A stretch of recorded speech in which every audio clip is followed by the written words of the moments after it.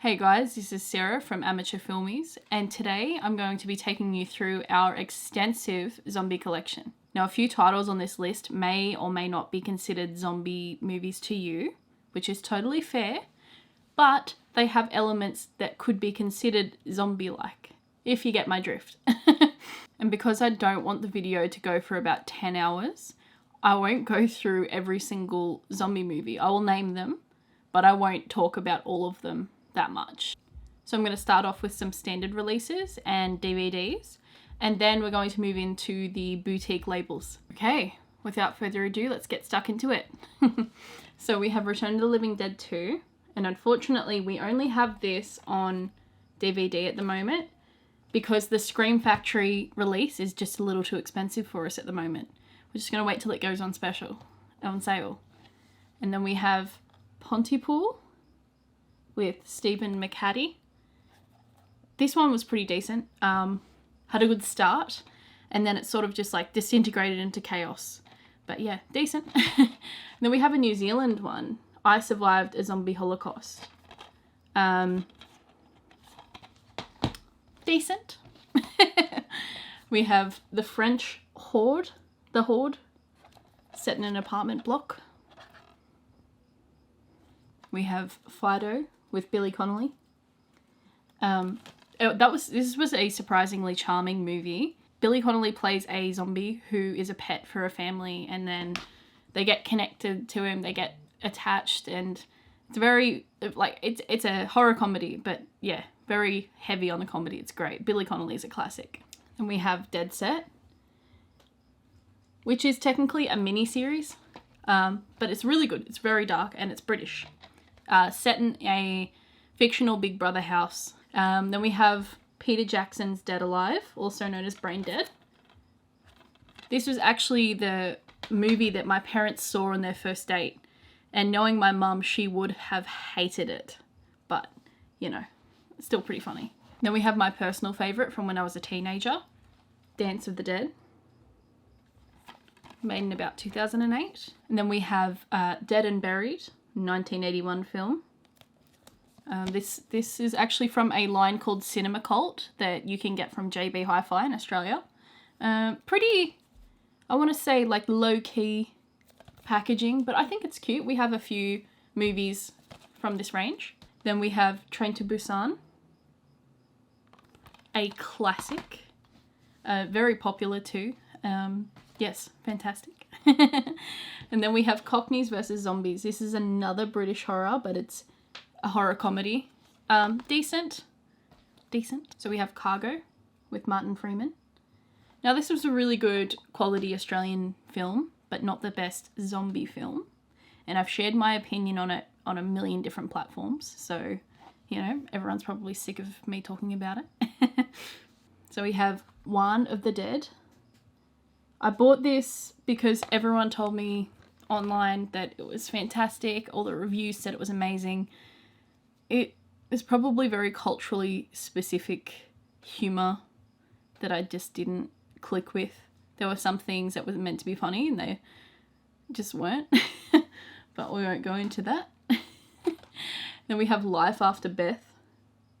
This is a really cool concept, but the execution, questionable. We have The Living Dead at Manchester Morgue, which is another British zombie movie from the 70s. And I think it's also, it goes by the name Let Sleeping Corpses Lie. So that one was decent. Not the best 70s zombie film. We have Quarantine, which is an American remake of the Wreck movies. And a fantastic film in its own right. Terrifying. We have Scout's Guide to the Zombie Apocalypse, a strong horror comedy. And then we have some of my personal favourites, 28 Days and 28 Weeks Later. Now, I really want to splurge and get like a really nice edition of those two movies, like a steelbook, but we just haven't got around to it yet. It Stains the Sands Red, Colin Minahan. Underrated underrated horror. We have Warm Bodies, which is a nice light-hearted zombie comedy. Then we have the best zombie horror comedy ever made, and don't fight me on this because you know I'm right, Shaun of the Dead. And I love this steelbook. It's so cute. And now we get to some contentious areas with this one. This is Overlord. I love this steelbook. And, you know, some may argue that that's not a zombie movie, but I kept it in there just in case. It does feature reanimated people. Then we have the remake of George Romero's Day of the Dead from 2008. I think it stars Mina Suvari from American Pie. Not as terrible as people say, but still not a good movie. We have Cooties with Elijah Wood. World War Z, or World War Z as I call it, with Brad Pitt. I remember seeing that in theatres and I was terrified. But then again, I was also like 16, so what did I know about horror? We have Wormwood, Road of the Dead, a Aussie zombie movie. I was actually in an Australian zombie movie. I was an extra. And I didn't end up making the final cut of the film, but that's okay. The zombie movie I'm referring to is called Me and My Mates versus the Zombie Apocalypse. And it stars a famous Australian YouTuber, Alex Williamson. And I think my mum has a copy, but I don't currently. Then we have Zombieland. We used to have a steelbook of this, but it was on DVD, so we traded it in. And then we were going to get the Blu-ray steelbook, and then something happened. But we will get it one day, surely. Little side note, I cannot wait for the release of Zombieland 2. The trailers don't look too promising, but I will flock to the cinema opening night. You best be sure of that. So this is another contentious movie in terms of zombie definitions. We have The Crazies, a remake of the George Romero classic. I think they're zombies, but you may disagree. Let me know if you disagree. Now we're heading into boutique label territory. Starting off, we have Night of the Creeps. The main character in this is actually Blake Lively's half-brother. Fun little fact.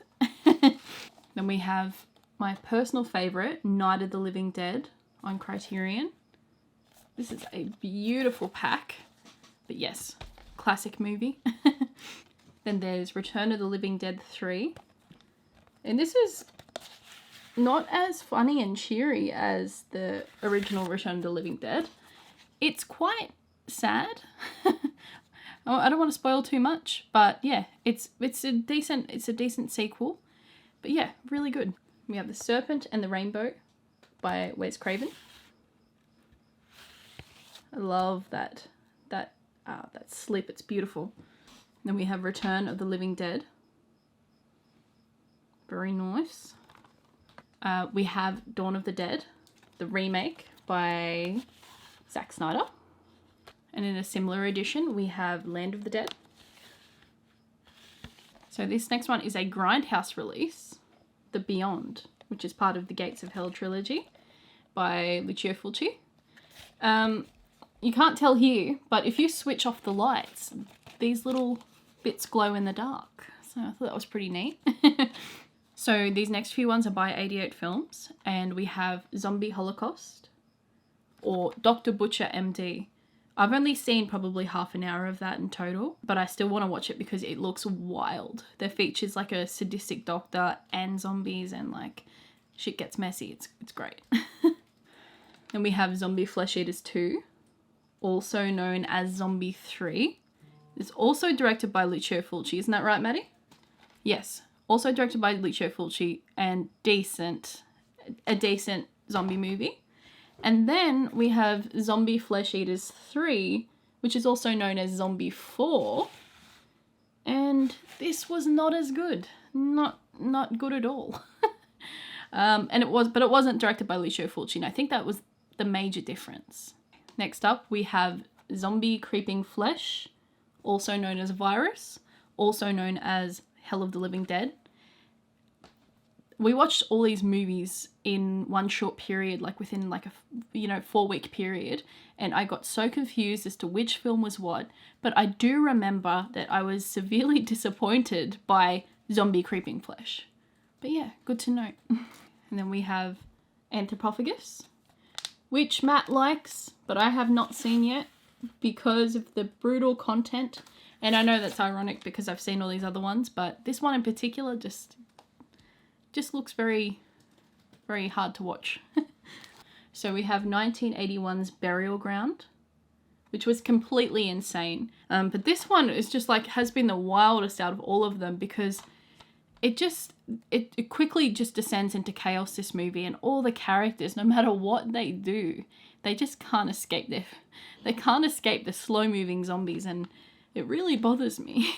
So we have City of the Walking Dead, which was actually cited as one of Quentin Tarantino's favorite zombie movies, apparently. It's pretty decent in terms of 70s zombie horrors, but it has a ridiculous, cheap fake out ending that you wouldn't believe. It was like the ending was written by me when I was in year 7. We have Night of the Comet, which is really cheesy, fun 80s movie. The zombies aren't huge in it, like a big part, but yeah, really fun movie. House by the Cemetery, one of the installments of the Gates of Hell trilogy by Lucio Fulci. I should probably mention also that the last few ones I've been going through have been Arrow Video.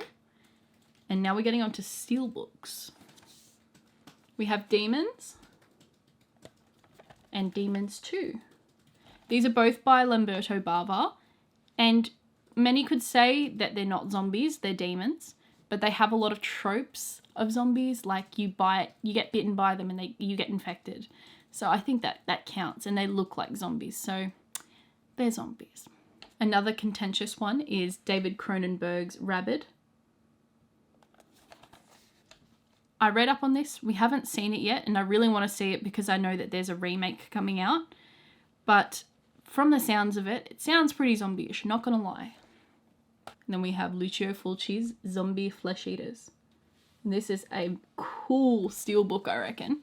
It's so good. And the movie is pretty decent. It's like the first Italian horror that I'd ever watched. It actually features an underwater fight between a shark and a zombie. I don't know how the hell they did it, but it's so realistic and so cool and so random. It's amazing. You have to watch it just for that scene alone. We have This Big Bugger, Resident Evil.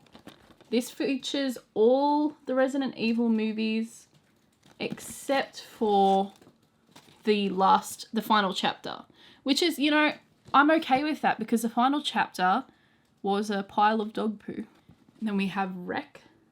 This was like my first foray into like foreign zombie movies. Wreck, the original, is terrifying, but as you can see here, I have all 4, and all 4 of them are quite decent horror movies. We have an Arrow Video window box, like an original one, of George Romero's Dawn of the Dead. And then we have the same style with George Romero's Day of the Dead. It's pretty cute. Those were not cheap, but that's alright. We splurged a little bit to to get them because we knew that we wanted them. But there have been a few decent releases of Dawn of the Dead coming out, so we're probably going to double dip on those. Then we have the 3rd installment of Lucio Fulci's Gates of Hell trilogy, City of the Living Dead. Now, the Gates of Hell trilogy, because it deals with like demons and demonic possessions, you could also argue that they're not zombie movies. But again, like I've been saying all throughout this video, they look like zombies, they bite you, you become a zombie. Simple as that. If you would like to see what's inside the Arrow Video box sets, we do actually have a video dedicated to our Arrow Video collection where we show what's inside in another angle. We pull out the box, we show the posters and everything inside them. So yeah, head on over to that video if you want to see what's inside them. But for now, I'm just going to show the outside of it. So we have Stuart Gordon's Reanimator. Matt went through hell and back to find this bloody thing. And I'm glad he ended up finding it because it's a fantastic movie and this edition is absolutely beautiful. Following on with this, we have Brian Yuzna's Bride of Reanimator. And I actually can't decide which box set I love more. I know which movie I like more, Reanimator is obviously superior, but Bride of Reanimator is good in its own right. There are a few zombie movies that we need to get our hands on, but we haven't had time to, or we haven't managed to find a good version of them. And many of them have been suggested by our good friends Josh and Christy. They love horror as much as we do. One of them is Anna and the Apocalypse. And I think there's also The Night Eats the World. It's a French zombie movie. But also we're looking forward to the upcoming zombie movies that haven't come out yet, haven't come out in Australia at least. We've got Little Monsters, which is an Australian and British and American co-production starring Lupita Nyong'o. And there's also this really brilliant one called Dead Sight that I saw the trailer for, and I hope it comes out soon. I think it's about a blind man who wakes up in a zombie apocalypse and he has to save himself.